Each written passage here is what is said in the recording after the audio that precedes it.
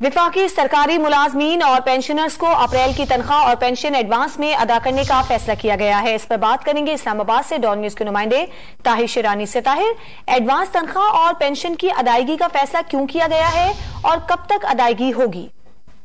जी देखिए, ये फैसला तो ईद उल फितर के पेश नज़र किया गया है, क्योंकि वफाकी वजारत खजाना ने रवा माह की आखिरी वर्किंग डे यानी 30 अप्रैल को वफाकी सरकारी मुलाजमीन और पेंशनर्स को एडवांस तनख्वाह और पेंशन की अदायगी के लिए कंट्रोलर जनरल ऑफ अकाउंट्स को खत लिखा है।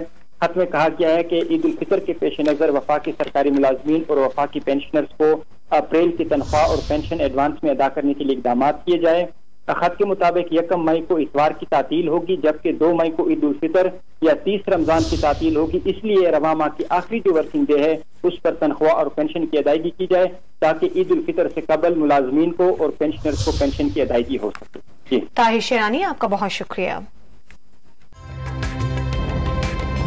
ताज़ा तरीन वीडियोस के लिए हमारा YouTube चैनल सब्सक्राइब करके बेल आइकन प्रेस करिए, ताकि आपको मिले हर अपडेट सबसे पहले।